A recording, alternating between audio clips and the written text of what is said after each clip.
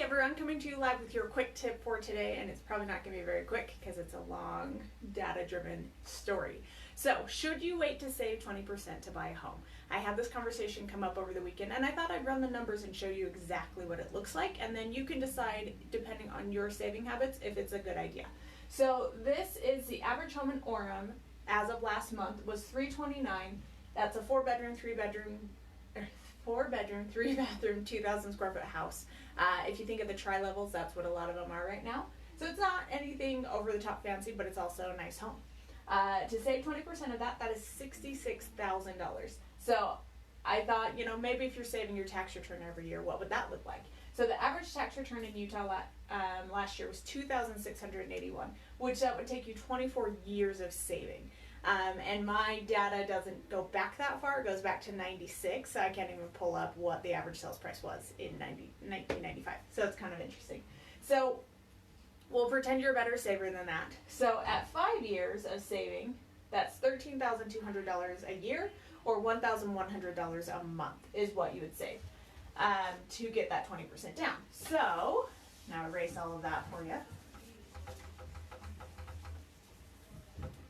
So at that, I'm going to grab my notes because I wrote it down because I want to be correct.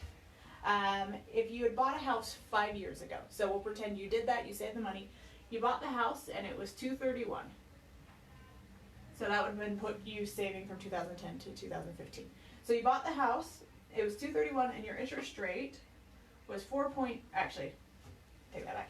We're pretending you didn't save and you just did 100%. So your interest rate was 4.2. Your payment would have been $1,270. So say we had this conversation 5 years ago, you decided, I'm just going to buy and I'm not going to save. That's the scenario. So now we're going to switch it and say we had this conversation 5 years ago and you decided to save that 20%. So now you bought the same exact house for $329 at 3.8% interest rate with your 20% down. That makes your payment $1,367.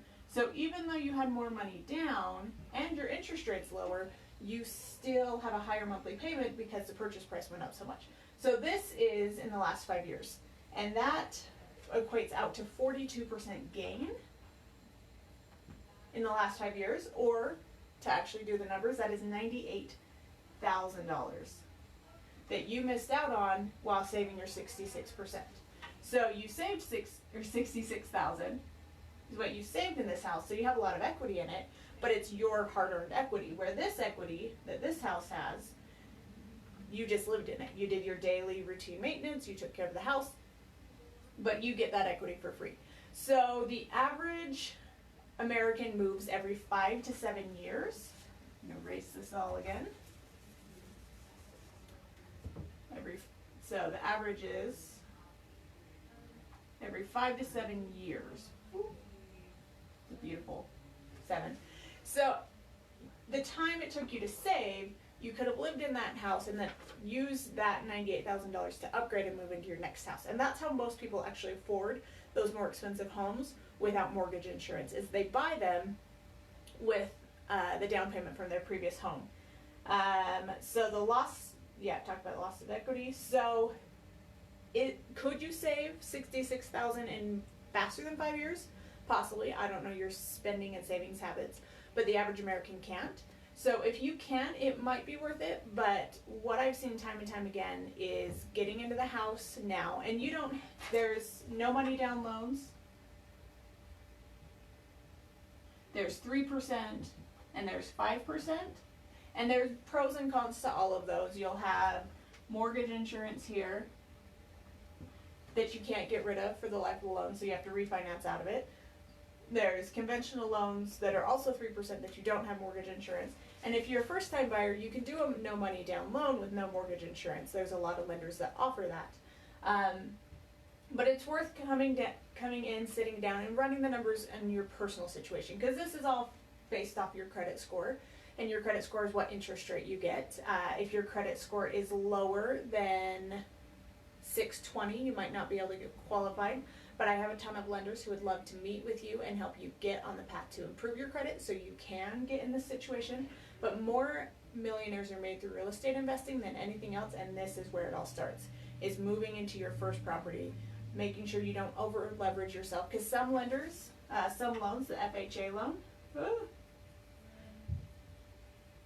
can loan up to, okay, now I can't remember the exact, but it's either 51 or 55% of your take-home pay towards your debt. So if you have car payments and everything like that, that counts as your debt, credit card payments, and that will make you house poor. And you do not want to be house poor. It's painful. You don't get to do anything else in life besides live in your house and work. Dave Ramsey recommends that you do less than 30% of your housing, of your income goes toward debt, which is kind of hard to actually hit depending on your income status. But as long as you're living frugally and living on a budget, you can push it a little bit. But when it comes down to it, I firmly believe in investing in real estate, and that is why I am here sharing this video with you. So as always, if you want more quick tips like this, go ahead and like my page, and if you want me to run these numbers for you, feel free to reach out to me here. Thanks!